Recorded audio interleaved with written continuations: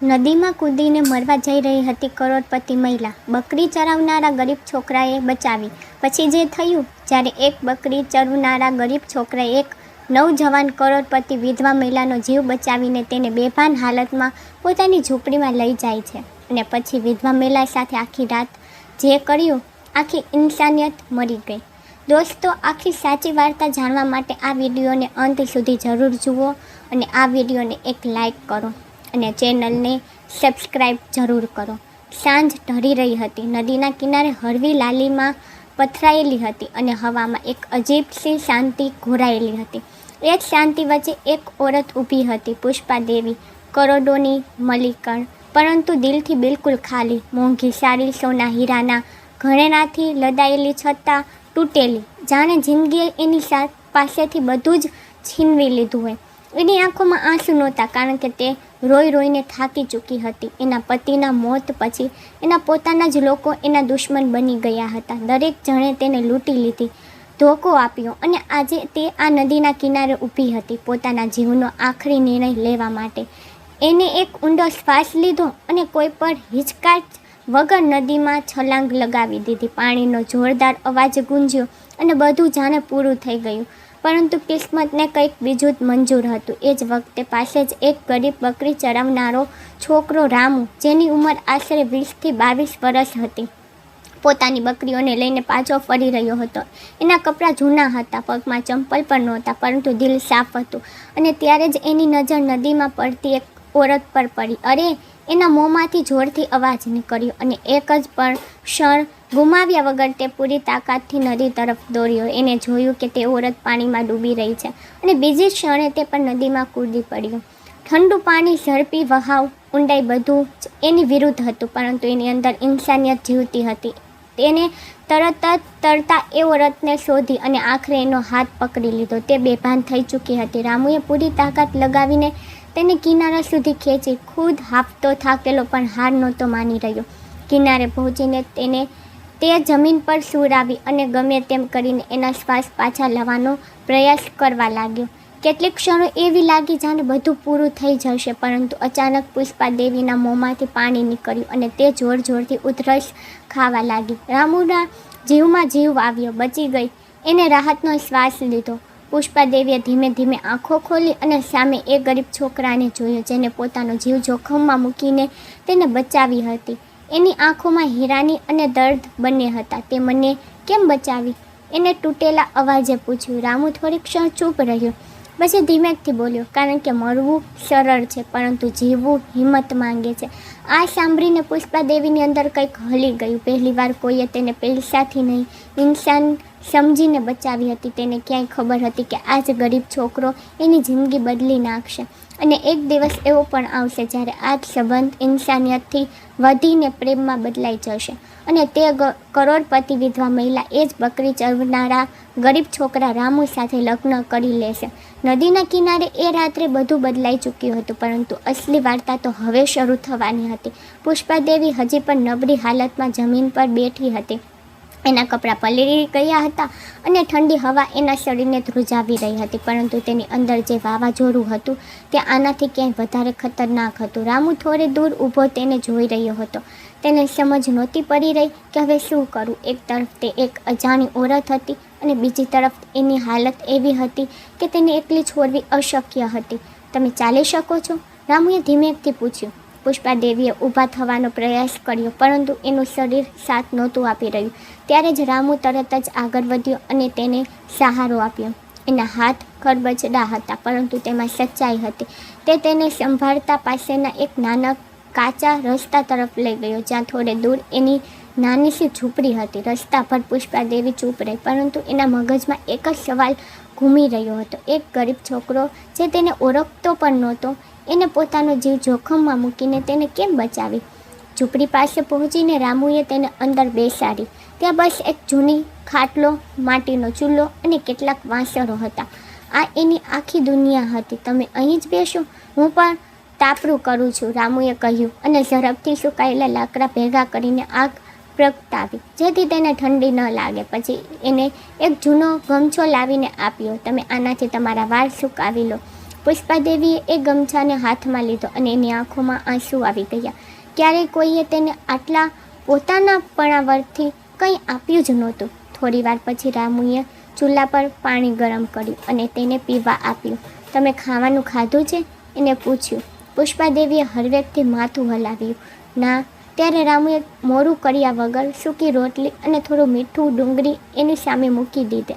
મારી પાસે બસ આ જ છે, એને અચકાતા કહ્યું. પુષ્પાદેવી, જેને જિંદગીમાં ક્યારેય સાધારણ ખાવાનું નહોતું ખાધું, આજે એ જ રોટલીને એવી રીતે ખાઈ રહી હતી જાણે તે સૌથી સ્વાદિષ્ટ ભોજન હોય, કારણ કે તેમાં ભૂખ કરતાં વધારે ઇન્સાનિયતનો સ્વાદ હતો.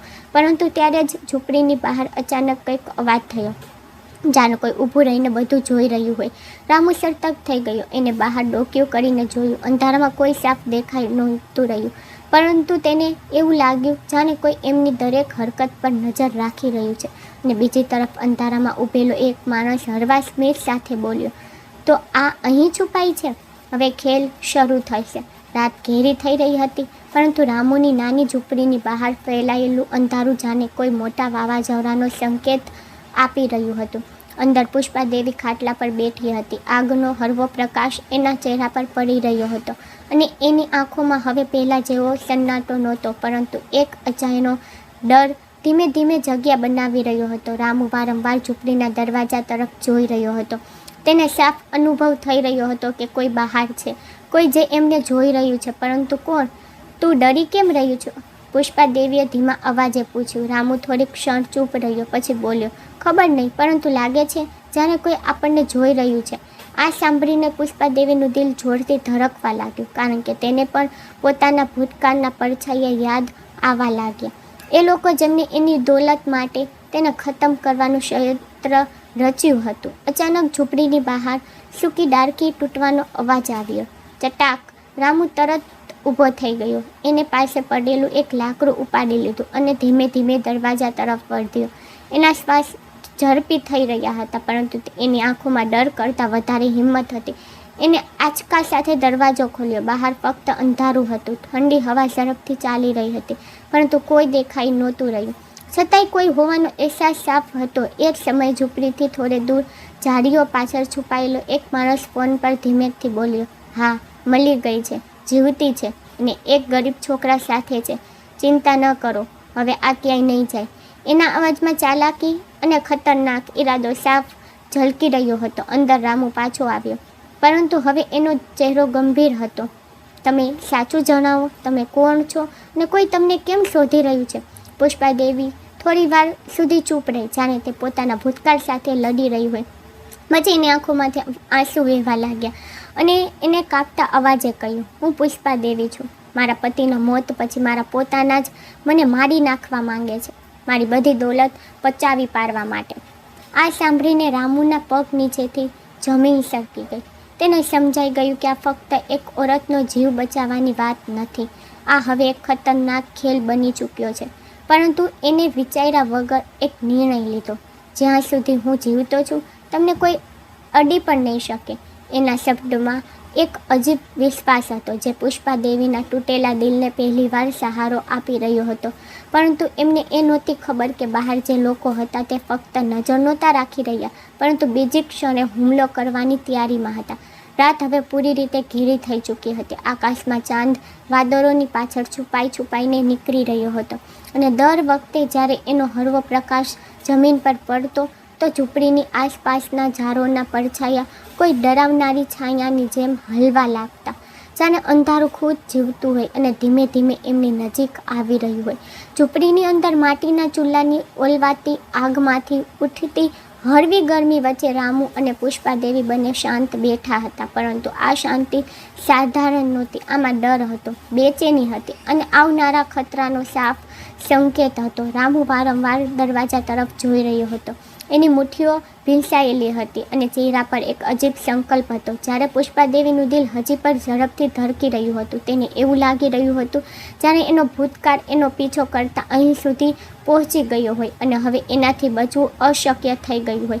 જો એ લોકો અહીં આવી ગયા તો? એને ડરતા ડરતા પૂછ્યું.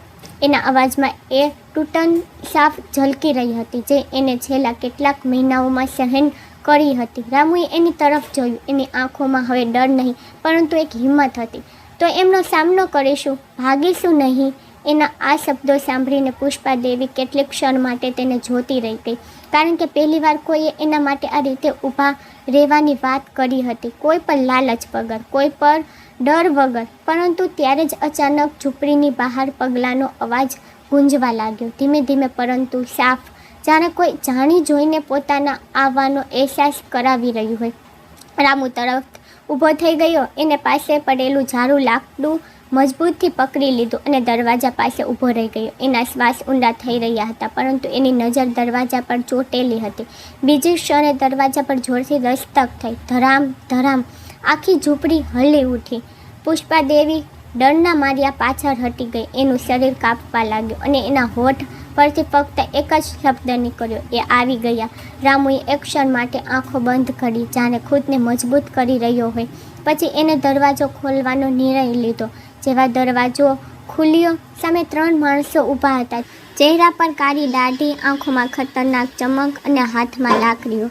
એમાંથી એકે આગળ વાંધીને વાકા સ્મિત સાથે કહ્યું, તો તું અહીં છુપાઈ છે પુષ્પાદેવી? એના અવાજમાં એવું ઝેર હતું કે સાંભળતા જ પુષ્પાદેવીના ચહેરાનો રંગ ઉડી ગયો. ચાલ અમારી સાથે, બહુ ખેલ થઈ ગયો, બીજા માણસે કહ્યું અને આગળ વધવા લાગ્યો. ત્યારે જ રામુ એમની સામે દિવાલ બનીને ઊભો રહી ગયો. કોઈ ક્યાંય નહીં જાય. એનો અવાજ ભલે શાંત હતો, પરંતુ તેમાં એવી દ્રઢતા હતી કે કેટલીક ક્ષણ માટે એ લોકો પર રોકાઈ ગયા. અરે હટ છોટા, આ તારા બસની વાત નથી. પેલો માણસ હસ્યો, પરંતુ રામુ પોતાની જગ્યાએથી હલ્યો નહીં. જ્યાં સુધી હું જીવતો છું, આ ક્યાંય નહીં જાય. હવે માહોલ પૂરી રીતે ગરમ થઈ ચૂક્યો હતો. હવામાં તણાવ ધોરાઈ ગયો હતો અને બીજી ક્ષણે એક માણસે ગુસ્સામાં આવીને રામુને જોરથી ધક્કો મારી દીધો, પરંતુ રામુ પડ્યો નહીં. એને તરત જ ખુદને સંભાળ્યો અને પૂરી તાકાતથી એ માણસનો હાથ પકડીને પાછળ ઝાટકો માર્યો. આ જોઈને બાકીના બંને પણ એના પર તૂટી પડ્યા. ઝૂંપડીની અંદર એક ખતરનાક સંઘર્ષ શરૂ થઈ ગયો. લાકડાનો અવાજ, ચીસો, ધક્કા બધું જ એકસાથે થઈ રહ્યું હતું. પુષ્પાદેવી એક ખૂણામાં ઊભી આ બધું જોઈ રહી હતી.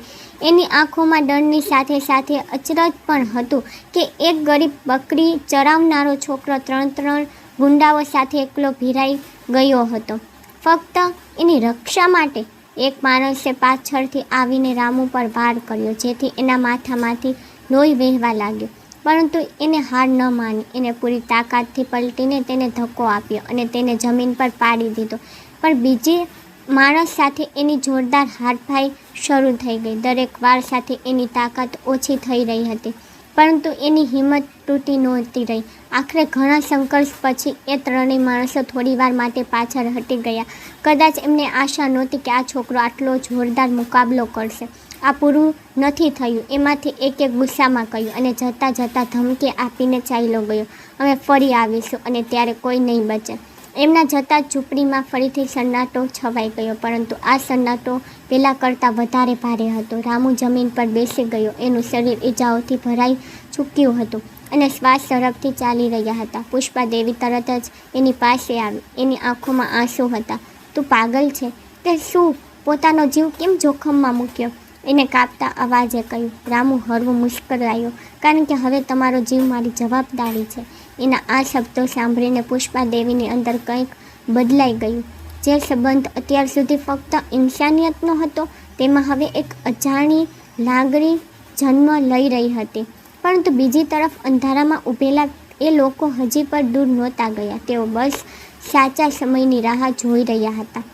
અને આ વખતે એમનો ઈરાદો પહેલાં કરતાં વધારે ખતરનાક હતો. ખેલ હવે સાચે જ શરૂ થઈ ચૂક્યો હતો. રાતનો એ ભયાનક મંજર હજી પૂરો નહોતો થયો, બલકે અસલી ડર તો હવે ધીમે ધીમે પોતાના મૂળ જમાવી રહ્યો હતો. કારણ કે જે 3 માણસો હમણાં જ ધમકી આપીને ગયા હતા, એમની આંખોમાં જે નફરત અને લાલચ હતી, તે સાફ બતાવી રહી હતી કે તેઓ આટલી સરળતાથી હાર માનવાના નહોતા. ઝૂંપડીની અંદર ઓલવાતી આગના હળવા પ્રકાશમાં રામુ જમીન પર બેઠો હતો. એના માથામાંથી હજી પણ હળવું હળવું લોહી વહી રહ્યું હતું. હાથ અને ખંભા પર વાગ્યાના નિશાન હતા, પરંતુ એની આંખોમાં દર્દ કરતાં વધારે એક અજીબ સંતોષ હતો કે એને પુષ્પાદેવીને બચાવી લીધી. બીજી તરફ પુષ્પાદેવી એની સામે બેઠી હતી. એની આંખોમાંથી સતત આંસુ વહી રહ્યા હતા, પરંતુ આ આંસુ હવે ફક્ત દર્દના નહોતા, બલકે તેમાં કૃતજ્ઞતા, અચરજ અને એક અણકહી લાગણી પણ હતી, જેને તે ખુદ પર સમજી નહોતી શકી રહી. તું પાગલ છે, તું જાણતો પણ નથી કે હું કોણ છું, છતાં મારા માટે તારો જીવ દાવ પર લગાવી દીધો, એને ધીમા અવાજે કહ્યું. એનો અવાજ કાંપી રહ્યો હતો, જાણે એની અંદરનું બધું દર્દ હવે બહાર આવી રહ્યું હોય. રામુએ હળવા સ્મિત સાથે એની તરફ જોયું. ઇન્સાનને બચાવવા માટે એ જાણવું જરૂરી નથી હોતું કે તે કોણ છે. એના આ શબ્દો સીધા પુષ્પાદેવીના દિલમાં ઉતરી ગયા, કારણ કે એની આખી જિંદગીમાં લોકોએ તેને ફક્ત એના પૈસા માટે જાણી હતી. એના ઇન્સાન હોવાની કોઈ કિંમત નહોતી. થોડીવાર બંને વચ્ચે શાંતિ રહી, પરંતુ આ શાંતિ હવે પહેલાં જેવી ભારે નહોતી. એમાં એક અજીબ સુકૂન હતું. બહાર હવા ઝડપથી ચાલી રહી હતી, ઝાડોની ડાળીઓ એકબીજા સાથે અથડાઈ રહી હતી, જાણે આવનારા વાવાઝોડાની ચેતવણી આપી રહી હોય. ત્યારે જ અચાનક દૂરથી કૂતરાઓના ભસવાનો અવાજ આવવા લાગ્યો અને રામુનો ચહેરો ગંભીર થઈ ગયો. એ લોકો ફરીથી આવી શકે છે, એને ધીમેકથી કહ્યું. પુષ્પાદેવીનું દિલ ફરીથી ગભરાવા લાગ્યું. તો હવે શું કરીશું? રામુ થોડીક ક્ષણ વિચારતો રહ્યો, પછી બોલ્યો, અહીં રહેવું હવે સુરક્ષિત નથી. આપણે સવાર થતાં પહેલાં અહીંથી નીકળવું પડશે. આ સાંભળીને પુષ્પાદેવી ચોંકી ગઈ. પરંતુ ક્યાં જઈશું? રામુએ બહાર અંધારા તરફ જોયું, જાણે કોઈ નિર્ણય કરી રહ્યું હોય. જંગલની પેલે પાર એક જૂનું મંદિર છે, ત્યાં કોઈ નથી આવતું. હાલમાં ત્યાં જ છુપાવવું પડશે. એના અવાજમાં દ્રઢતા હતી. રાત ધીમે ધીમે વીતી રહી હતી, પરંતુ દરેક મિનિટ એમને ભારે લાગી રહી હતી, જાણે સમય ખુદ રોકાઈ ગયો હોય. રામુએ પોતાની ઈજાઓની પરવા કર્યા વગર ઝૂંપડીના ખૂણામાંથી એક જૂનો કોથળો કાઢ્યો. તેમાં થોડું સૂકું ખાવાનું અને પાણી રાખ્યું. પછી પોતાની બકરીઓને ધીમેથી ભેગી કરવા લાગ્યો, કારણ કે તે એમને છોડીને નહોતો શકતો. તે એનો પરિવાર હતી. પુષ્પાદેવી તેને જોઈ રહી હતી. તેને વિશ્વાસ નહોતો થઈ રહ્યો કે એક આટલો ગરીબ છોકરો, જેની પાસે ખુદ કંઈ નથી, તે એના માટે બધું છોડવા તૈયાર છે. તું મારા માટે આટલું બધું કેમ કરી રહ્યો છે? એને ફરીથી પૂછ્યું. આ વખતે એના અવાજમાં ફક્ત સવાલ નહોતો, બલકે એક ઊંડી લાગણી પણ હતી. રામુ થોડીક ક્ષણ રોકાયો, પછી એની તરફ જોયું અને બોલ્યો, કદાચ એટલા માટે, કારણ કે પહેલીવાર મને લાગી રહ્યું છે કે મારી જિંદગીનો કોઈ અર્થ છે. આ સાંભળીને પુષ્પાદેવીના દિલમાં જાણે કંઈક પીગળી ગયું. એની અંદર એક નવો અહેસાસ જન્મ લેવા લાગ્યો, એક એવો અહેસાસ જેને તે શબ્દોમાં કંઈ નહોતી શકી રહી. ધીમે ધીમે રાત વધુ ઘેરી થતી ગઈ અને આખરે એક ક્ષણ આવી ગઈ જ્યારે એમને નીકળવાનું હતું. રામુએ ઝૂંપડીની આગ ઓલાવી ચારેય તરફ એક આખરી નજર નાખી અને પછી પુષ્પાદેવી તરફ હાથ લંબાવ્યો. ચાલ. પુષ્પાદેવીએ કંઈ પણ કહ્યા વગર એનો હાથ પકડી લીધો અને બંને અંધારા જંગલ તરફ વધી ગયા. રસ્તો સરળ નહોતો, કાંટા, પથ્થર, અંધારું અને દરેક ડગલે ખતરાનો અહેસાસ, પરંતુ છતાં બંને આગળ વધતા રહ્યા. દર થોડી વારે રામુ પાછળ વળીને જોતો, જાણે તેને ખાતરી નહોતી થઈ રહી કે લોકો એમનો પીછો નથી કરી રહ્યા, પરંતુ અસલિયત કંઈક અલગ હતી. દૂર, ખૂબ દૂર, એ જ ત્રણેય માણસો એક જીપમાં બેઠા હતા અને એમાંથી એક ફોન પર બોલી રહ્યો હતો. તેઓ જંગલ તરફ જઈ રહ્યા છે. હા, આ વખતે બચીને નહીં જાય. એના અવાજમાં હવે પહેલાં કરતાં વધારે ખતરનાક ઠંડક હતી. ઉધર જંગલની અંદર ચાલતા ચાલતા પુષ્પાદેવી કેટલી વાર અથડાઈ, પરંતુ દર વખતે રામુએ તેને સંભાળી. એનો હાથ મજબૂતથી પકડી રાખ્યો, જાણે તે તેને કોઈ પણ હાલતમાં પડવા નહીં દે. કેટલાક કલાકોની મુશ્કેલ યાત્રા પછી આખરે તેઓ એ જૂના મંદિર સુધી પહોંચી ગયા.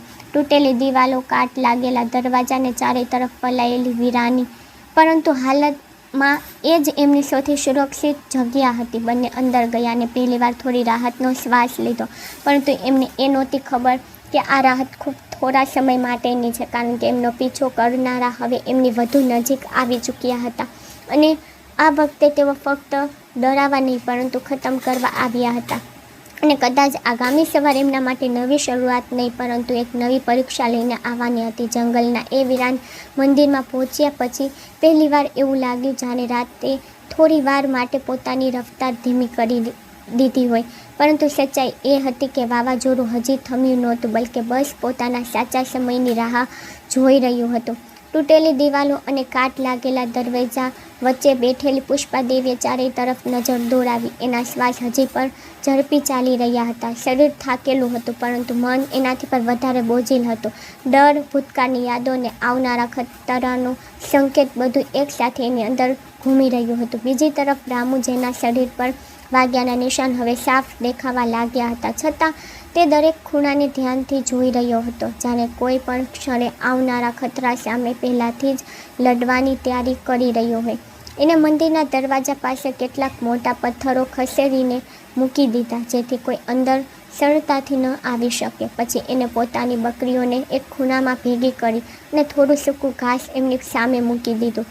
એની દરેક હરકતમાં એક જવાબદારી સાફ ઝલકી રહી હતી, જાણે તે ફક્ત એક છોકરો નહીં, પરંતુ એક રક્ષક બની ચૂક્યો હોય. પુષ્પાદેવી તેને જોઈ રહી હતી અને એના દિલમાં ધીમે ધીમે એક અજીબ અહેસાસ જન્મ લઈ રહ્યો હતો. આ એ જ છોકરો હતો જેને એને કેટલાક કલાક પહેલાં સુધી જોયો પણ નહોતો, અને આજે તે જ એની જિંદગીનો સૌથી મોટો સહારો બની ગયો હતો. તું થાકી ગયો છે, આરામ કરી લે, એને ધીમા અવાજે કહ્યું, પરંતુ રામુએ માથું હલાવ્યું. હજી નહીં, હજી આપણે સુરક્ષિત નથી. એની આંખોમાં એક અજીબ સતર્કતા હતી, જાણે તે દરેક અવાજ, દરેક હલચલને અનુભવી શકતો હોય. બહાર જંગલમાં હવા ઝડપથી ચાલી રહી હતી, ઝાડોની શાખાઓ હલી રહી હતી અને ક્યાંક ક્યાંકથી પ્રાણીઓના અવાજ આવી રહ્યા હતા, જે માહોલને વધુ ડરાવનો બનાવી રહ્યા હતા. અચાનક દૂર ક્યાંક ગાડીના એન્જિનનો હળવો અવાજ સંભળાયો અને રામુનો ચહેરો તરત જ કડક થઈ ગયો. એને હાથ ઊંચો કરીને પુષ્પાદેવીને ચૂપ રહેવાનો ઇશારો કર્યો. બંને શ્વાસ રોકીને સાંભળવા લાગ્યા. અવાજ ધીમે ધીમે પાસે આવી રહ્યો હતો. એ લોકો આવી ગયા, રામુએ ખૂબ ધીમા અવાજે કહ્યું, અને એના શબ્દો સાંભળતા જ પુષ્પાદેવીનું દિલ જાણે રોકાઈ ગયું. એને તરત જ ચારેય તરફ જોયું, જાણે કોઈ છુપાવાની જગ્યા શોધી રહી હોય, પરંતુ મંદિરની અંદર છુપાવાની વધારે જગ્યા નહોતી. રામુએ ઝડપથી તેને એક ખૂણામાં બેસાડી અને ખુદ દરવાજા પાસે ઊભો રહી ગયો. એની મુઠ્ઠીઓ ભીંસાયેલી હતી અને ચહેરા પર એક અજીબ આત્મવિશ્વાસ હતો. ડર હજી પણ હતો, પરંતુ એનાથી મોટો હતો. એનો ઈરાદો બહાર જીપ રોકવાનો અવાજ આવ્યો, દરવાજા ખુલવાનો અવાજ અને પછી પગલાંનો અવાજ, ભારે, ઠોસ અને ખતરનાક. અહીં જ ક્યાંક હશે. એક માણસનો અવાજ આવ્યો, એ ઠંડો અને ઝેરી અવાજ, જેને સાંભળતા જ પુષ્પાદેવીનું શરીર કાંપી ઉઠ્યું. આજે બચીને નહીં જાય, બીજો બોલ્યો. મંદિરની બહાર હવે 4-5 લોકો ભેગા થઈ ચૂક્યા હતા. એમના હાથમાં લાકડીઓ અને લોખંડના સળિયા હતા, અને એમની આંખોમાં ફક્ત એક જ મકસદ હતો, પુષ્પાદેવીને ખતમ કરવી. અંદર રામુએ એક ઊંડો શ્વાસ લીધો, જાણે ખુદને આખરી લડાઈ માટે તૈયાર કરી રહ્યો હોય. એને પાસે પડેલું એક જાડું લાકડું ઉપાડી લીધું અને દરવાજાની પાછળ ઊભો રહી ગયો. અચાનક જોરથી દરવાજા પર વાર થયો. ધડામ! પથ્થર હલી ગયા, પરંતુ દરવાજો પૂરી રીતે તૂટ્યો નહીં. અંદર છે, બહારથી અવાજ આવ્યો, અને બીજી જ ક્ષણે સતત વાર શરૂ થઈ ગયા. દરેક વાર સાથે મંદિરની દિવાલો ગુંજવા લાગી અને પુષ્પાદેવીનું દિલ જોર જોરથી ધડકવા લાગ્યું. એને આંખો બંધ કરી દીધી, જાણે તે એક ક્ષણનો સામનો કરવાની હિંમત ભેગી કરી રહી હોય. રામુએ પાછળ વળીને એની તરફ જોયું અને હળવું મુસ્કરાયો. એક એવું સ્મિત જેમાં વિશ્વાસ હતો. ડરશો નહીં, કંઈ નહીં થાય.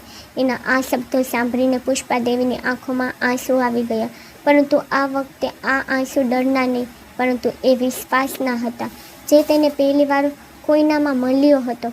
અચાનક એક જોરદાર વાર થયો અને દરવાજો તૂટીને અંદર પડી ગયો. ધૂળની ડમરીઓ ઉડી અને એની સાથે જ એ બધા માણસો અંદર ઘૂસી આવ્યા, ભાગવાની કોશિશ પણ ન કરતી. એમાંથી એકે કહ્યું. એની આંખો સીધી પુષ્પાદેવી પર ટકેલી હતી, પરંતુ એ પહેલાં કે તેઓ આગળ વધે, રામુ એમની સામે દિવાલ બનીને ઊભો રહી ગયો. પહેલાં મારામાંથી પસાર થવું પડશે, એનો અવાજ ગુંજી ઉઠ્યો, અને બીજી ક્ષણે લડાઈ શરૂ થઈ ગઈ.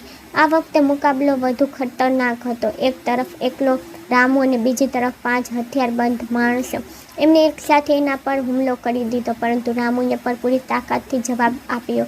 એને એક માણસને જોરથી ધક્કો માર્યો, બીજાના વાળને રોક્યો, ત્રીજાના હાથમાંથી સળિયો છીનવીને તેને જ મારી દીધો. દરેક વારમાં એનો જીવ લાગેલો હતો.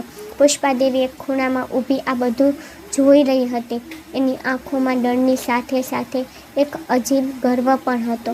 તે જોઈ રહી હતી કે એક ગરીબ છોકરો એના માટે મોત સામે લડી રહ્યો હતો, પરંતુ લડાઈ સરળ નહોતી. ધીમે ધીમે રામુની તાકાત ઓછી થવા લાગી. એના શરીર પર ઈજાઓ વધતી જતી હતી, લોહી વહી રહ્યું હતું, પરંતુ તે રોકાયો નહીં. ત્યારે જ એક માણસ પાછળથી આવ્યો. એને રામુના માથા પર જોરથી વાર કર્યો, જેથી તે લથડાઈને જમીન પર પડી ગયો. હવે ખતમ, એ માણસે કહ્યું અને પુષ્પાદેવી તરફ વધવા લાગ્યો, પરંતુ ત્યારે જ જમીન પર પડેલો રામુ અચાનક ઊભો થઈ ગયો. એની આંખોમાં હવે દર્દ નહીં, પરંતુ આગ હતી. હું જીવતો છું હજી, એને તાડ પાડતા કહ્યું, અને પૂરી તાકાતથી એ માણસ પર તૂટી પડ્યો. એક ક્ષણે જાણે એની અંદર કોઈ નવી તાકાત આવી ગઈ હતી. કદાચ એ તાકાત જે પ્રેમ અને જવાબદારીમાંથી જન્મ લે છે. આખરે લાંબા સંઘર્ષ પછી એ માણસો પાછળ હટવા લાગ્યા. એમને અહેસાસ થઈ ગયો કે આજે આ છોકરો એમને સરળતાથી જીતવા નહીં દે. આ પૂરું નથી થયું, એમને ગુસ્સામાં કહ્યું, અને જતાં જતાં ધમકી આપીને ઝડપથી મંદિરની બહાર નીકળી ગયા. એમના જતાં જ મંદિરમાં સન્નાટો છવાઈ ગયો. ફક્ત રામુના ભારે શ્વાસનો અવાજ સંભળાઈ રહ્યો હતો. તે ત્યાં જમીન પર બેસી ગયો, પૂરી રીતે થાકેલો, લોહીલુહાણ, પરંતુ એની આંખોમાં એક સુકૂન હતું. એને ફરીથી પુષ્પાદેવીને બચવી લીધી હતી. પુષ્પાદેવી દોડીને એની પાસે આવી. એની આંખોમાંથી આંસુ વહી રહ્યા હતા. એને એનો હાથ પકડી લીધો. તું કેમ મારા માટે આટલું બધું કેમ કરી રહ્યો છે? એનો અવાજ કાંપી રહ્યો હતો, પરંતુ આ વખતે તેમાં એક ઊંડી લાગણી હતી. રામુએ એની આંખોમાં જોયું અને ખૂબ ધીમેકથી કહ્યું, કદાચ કારણ કે હવે તમે ફક્ત એક જવાબદારી નથી, મારી દુનિયા બની ચૂક્યા છો. આ સાંભળીને પુષ્પાદેવીની અંદર કંઈક તૂટી ગયું, અથવા કદાચ કંઈક નવું બની ગયું. એ વીરના મંદિરમાં લોહી, દર્દ અને દર વચ્ચે એક નવો સંબંધ જન્મ લઈ ચૂક્યો હતો, જે ફક્ત ઇન્સાનિયતથી શરૂ થયો હતો, પરંતુ હવે ધીમે ધીમે પ્રેમમાં બદલાઈ રહ્યો હતો. અને કદાચ આ જ પ્રેમ એમને આગળ આવનારા સૌથી મોટા વાવાઝોડા સામે લડવાની તાકાત આપવાનો હતો. મંદિરની અંદર થયેલી એ ભયાનક લડાઈ પછી જાણે સમય થોડીવાર માટે થંભી ગયો હોય, પરંતુ અસલમાં દરેક વ્યક્તિ ક્ષણ એમને એકબીજા મોટા વાવાઝોડા તરફ ધકેલી રહી હતી. રામુ જમીન પર બેઠો હતો. એનું શરીર ઈજાઓથી કળસી રહ્યું હતું. શ્વાસ ભારે થઈ ચૂક્યા હતા, પરંતુ એની આંખોમાં એક અજીબ સુકૂન હતું. એને ફરીથી પુષ્પાદેવીને બચવી લીધી હતી. પુષ્પાદેવી એની સામે ઢૂંઢરીએ બેઠી હતી. એના હાથ કાંપી રહ્યા હતા. એને પોતાના ઓઢણાથી ધીમે ધીમે રામુના માથા પરથી વહેતા લોહીને સાફ કર્યું. એની આંખોમાંથી આંસુ રોકવાનું નામ નહોતા લઈ રહ્યા, પરંતુ આ વખતે આ આંસુ ડરના નહોતા, બલ્કે એ અહેસાસના હતા, જેને તે અત્યાર સુધી સમજી નહોતી શકી રહી. એક એવો સંબંધ જે અચાનક કોઈ પણ આશા વગર એના દિલમાં જગ્યા બનાવી ચૂક્યો હતો. તેને કંઈક થઈ ગયું હોત તો? એનો અવાજ ભરાઈ આવ્યો અને તે આગળ કંઈ બોલી જ ન શકી. રામુએ હળવું સ્મિત આપ્યું. તો શું, ઓછામાં ઓછું કોશિશ તો કરત ને? એના આ સાધારણ જવાબોમાં પણ એક ઊંડી સચ્ચાઈ હતી, જેને પુષ્પાદેવીના દિલને પૂરી રીતે સ્પર્શી લીધું. બહાર ધીમે ધીમે સવારના પહેલા કિરણો જંગલની વચ્ચેથી ડોંકિયા કરવા લાગ્યા હતા, પરંતુ આ સવાર કોઈ નવી આશા લઈને નહોતી આવી, બલ્કે એક નવી પડકાર લઈને આવી હતી. કારણ કે જે લોકોએ એમના પર હુમલો કર્યો હતો, તેઓ હવે આટલી સરળતાથી હાર માનવાના નહોતા. આપણે અહીંથી નીકળવું પડશે, રામુએ ધીમેકથી કહ્યું. એના અવાજમાં હવે પણ એ જ દ્રઢતા હતી, પરંતુ એના શરીરની નબળાઈ સાફ દેખાઈ રહી હતી. પુષ્પાદેવીએ તરત જ વિરોધ કર્યો.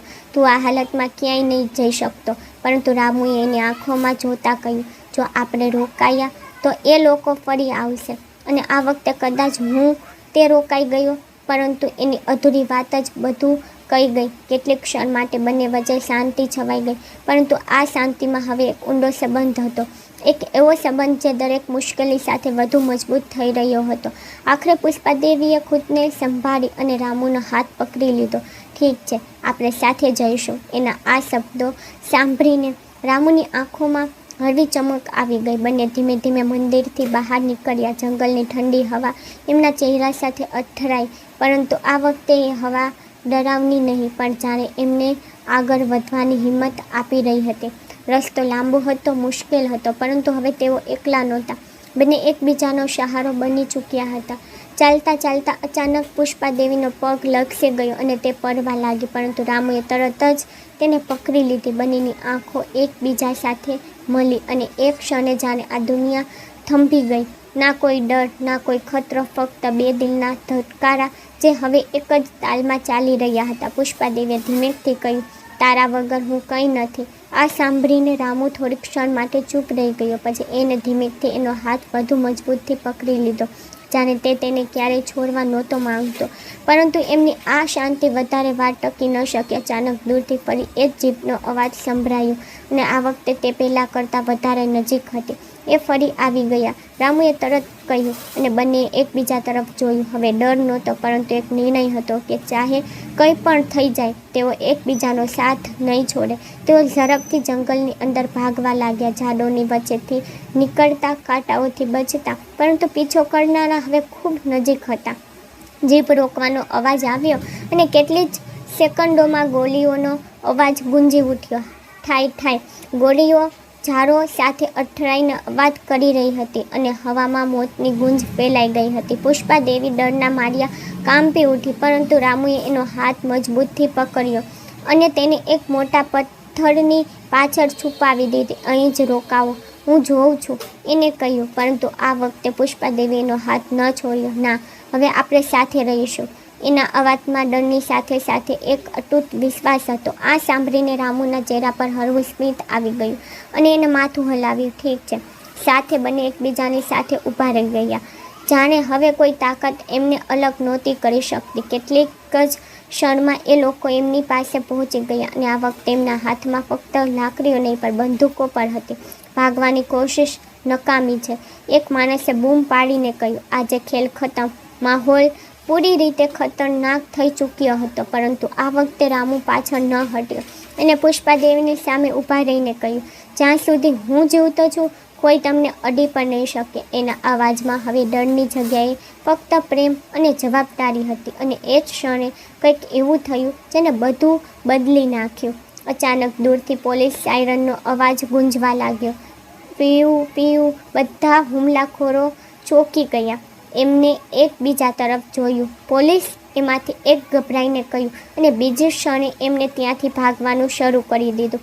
કેટલીક જ મિનિટોમાં પોલીસ ત્યાં પહોંચી ગઈ અને ચારેય તરફ દોડધામ મચી ગઈ. પુષ્પાદેવી ત્યાં જ ઊભી બધું જોઈ રહી હતી. એની આંખોમાં આંસુ હતા, પરંતુ આ વખતે આ આંસુ ડર કે ડરના નહીં, પણ રાહત અને એક નવી શરૂઆતના હતા. એને ધીમેકથી રામુ તરફ જોયું અને કંઈ પણ કહ્યા વગર તેને ભેટી પડી. એક ક્ષણમાં બધું બદલાઈ ચૂક્યું હતું. ડર, દર્દ, દોલત, ગરીબી બધું પાછળ છૂટી ચૂક્યું હતું અને બચ્યું હતું તો ફક્ત એક સંબંધ જે હવે ઇન્સાનિયતથી આગળ વધીને સાચા પ્રેમમાં બદલાઈ ચૂક્યો હતો. જંગલમાં ગુંજતા પોલીસ સાયરન પછી જાણે કિસ્મતે અચાનક કરવત બદલી લીધી હતી. હુમલાખોરો ભાગી ચૂક્યા હતા અને પહેલીવાર કેટલાય દિવસો પછી હવામાં મોતનો ડર નહીં પણ રાહતની હળવી સુગંધ હતી. પરંતુ અસલી વાર્તા હજી પૂરી નહોતી થઈ. પોલીસે ચારેય તરફ ઘેરાબંધી કરી લીધી હતી. થોડી જ વારમાં એ લોકોનો પણ પકડી લેવામાં આવ્યા જે પુષ્પાદેવીના જીવ પાછળ પડ્યા હતા અને ધીમે ધીમે સચ્ચાઈ સામે આવવા લાગી. તેઓ કોઈ બીજા નહીં પરંતુ એના પોતાના સગા સંબંધીઓ હતા, જેમને લાલચમાં આવીને એની આખી મિલકત પચાવી પાડવાનું ષડયંત્ર રચ્યું હતું અને તેના રસ્તામાંથી હટાવવા માંગતા હતા. આ બધું સાંભળીને પુષ્પાદેવીના ચહેરા પર દર્દ તો હતું, પરંતુ આ વખતે તે તૂટી નહીં, કારણ કે હવે તે એકલી નહોતી. એની સાથે રામુ હતો. રામુ જે હજી પણ ઘાયલ હતો, પરંતુ એની આંખોમાં એ જ સચ્ચાઈ, એ જ મજબૂતી હતી જેને પહેલીવાર પુષ્પાદેવીને જીવવાનું કારણ આપ્યું હતું. પોલીસે એમને શહેર લઈ ગઈ, જ્યાં ઈલાજ થયો, નિવેદન નોંધ્યા અને ધીમે ધીમે બધું કાનૂની રીતે ઉકેલવા લાગ્યું. પરંતુ આ બધા વચ્ચે સૌથી મોટો બદલાવ પુષ્પાદેવીની અંદર આવી ચૂક્યો હતો. જે ઓરત ક્યારેક મરવા માંગતી હતી, હવે તે જીવવા માંગતી હતી અને તે પર ફક્ત પોતાના માટે નહીં, પરંતુ એ ઇન્સાન માટે જેને તેને મોતના મોંમાંથી ખેંચીને પાછી જિંદગી આપી હતી. દિવસો વીતતા ગયા, કેસ પૂરો થયો, ગુનેગારોને સજા મળી અને પુષ્પાદેવીને એની આખી મિલકત પાછી મળી ગઈ. પરંતુ હવે એના માટે આ દોલત એટલી મહત્ત્વની નહોતી રાખતી જેટલી પહેલાં રાખતી હતી. એક દિવસ તે પોતાના મોટા બંગલાની બાલ્કનીમાં ઊભી હતી, પરંતુ એની નજર ક્યાંક દૂર હતી, એ જંગલ તરફ, એ નદી તરફ અને એ નાના છોકરા તરફ જેને એની દુનિયા બદલી નાખી હતી. એને મોઢું કર્યા વગર નિર્ણય કર્યો અને એ જ ગામમાં તરફ ચાલી નીકળી, જ્યાં એની જિંદગીએ નવો મોડ લીધો હતો. ગામમાં પહોંચતા જ લોકો હેરાન રહી ગયા. કરોડપતિ પુષ્પાદેવી ખુદ આવી હતી, પરંતુ તે કોઈ શાન શોકતમાં નહીં પણ એક સાદગી સાથે આવી હતી. એને રામુને શોધ્યો, જે હંમેશાની જેમ પોતાની બકરીઓ સાથે હતો, પરંતુ આ વખતે જ્યારે બંનેની નજર મળી તો બધું બદલાઈ ચૂક્યું હતું. એ સંબંધ હવે ફક્ત અહેસાન કે જવાબદારીઓનો નહોતો, તે હવે દિલનો સંબંધ બની ચૂક્યો હતો. તમે પાછા આવી ગયા, રામુએ હળવા સ્મિત સાથે કહ્યું, અને એના અવાજમાં એ ખુશી સાફ હતી જેને તે છુપાવી નહોતી શકી રહ્યો. પુષ્પાદેવી એની તરફ વધી. એની આંખોમાં હળવી ભીનાશ હતી, પરંતુ ચહેરા પર સુકૂન હતું, કારણ કે હવે મારી જિંદગી અહીં જ છે, એને ધીમેકથી કહ્યું. થોડીક ક્ષણ માટે બંને ચૂપ રહ્યા, પરંતુ આ શાંતિમાં હવે બધું જ હતું: પ્રેમ, પોતાનો અને એક નવું ભવિષ્ય. રામુ, શું તું મારી સાથે ચાલીશ હંમેશા માટે? પુષ્પાદેવીએ હિંમત ભેગી કરીને કહ્યું. એના અવાજમાં હળવો ડર પણ હતો, ખોવાનો ડર.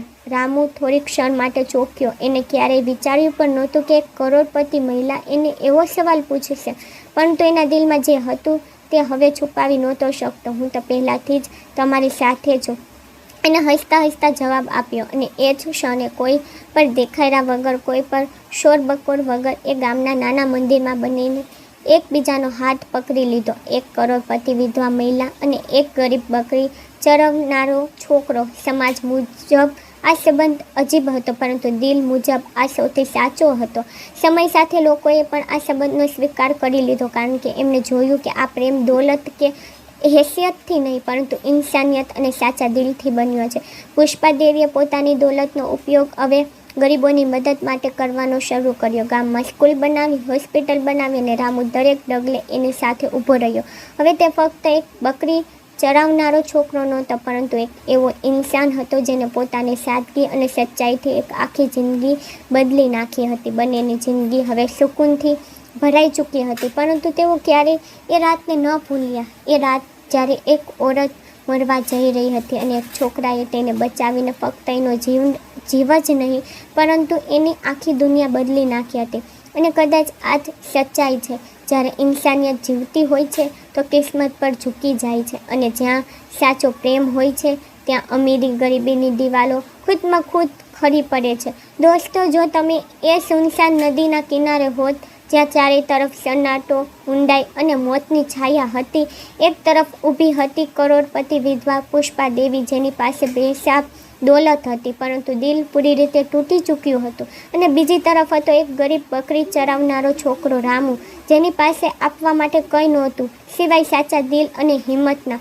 તો તમે શું કરત? શું તમે પણ ચૂપચાપ જોતા રહેત, એ વિચારીને કે આ મારી જવાબદારી નથી? કે પછી રામુની જેમ પોતાના જીવની પરવા કર્યા વગર કોઈ અજાણ્યનો જીવ બચાવવા નદીમાં કૂદી પડત?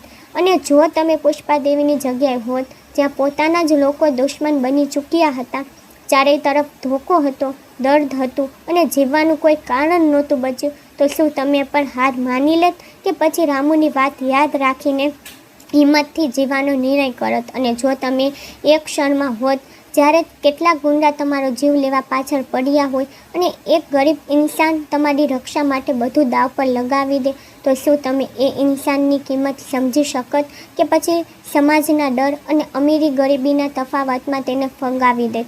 અને સૌથી મોટો સવાલ: જો તમારી જિંદગીમાં પણ એવો કોઈ ઇન્સાન આવી જાય જે કોઈ પણ સ્વાર્થ વગર, કોઈ પણ લાલચ વગર ફક્ત તમારી ખુશી અને તમારા જીવ માટે ઊભો રહી જાય, તો શું તમે તેને ઓળખી શકશો, તેને અપનાવી શકશો, કે પછી દુનિયાના દેખાડામાં તેને ખોઈ દેશો? સાચે સાચું વિચારીને જવાબ આપજો, કારણ કે જિંદગી આપણને એવા મોકા ખૂબ ઓછા આપે છે જ્યાં એક નિર્ણય ફક્ત આપણી નહીં, પણ કોઈ બીજાની આખી જિંદગી બદલી શકે છે. હવે દિલ પર હાથ રાખીને જવાબ આપો: જો તમારે પસંદગી કરવાની હોય દોલત, સમાજ અને દેખાડો, કે પછી સાચો પ્રેમ, વિશ્વાસ અને ઇન્સાનિયત, તો તમે શું પસંદ કરશો? કોમેન્ટમાં ફક્ત એક શબ્દ લખો: દોલત કે ઇન્સાનિયત. તમારો જવાબ જ બતાવશે કે તમે અંદરથી કેટલા અમીર છો. જો તમને પણ લાગતું હોય કે આ દુનિયાને પૈસા કરતાં વધારે સાચા દિલ અને ઇન્સાનિયતની જરૂર છે, તો આ વાર્તાને લાઈક જરૂર કરજો, પોતાના મિત્રો અને પરિવાર સાથે શેર કરજો, અને આવી જ દિલને સ્પર્શી જાય તેવી વાર્તાઓ માટે અમારી ચેનલને સબસ્ક્રાઈબ કરવાનું બિલકુલ ભૂલતા નહીં, કારણ કે આગામી વાર્તા કદાચ કોઈ બીજાની નહીં, પણ તમારી જિંદગી સાથે જોડાયેલી હોઈ શકે છે.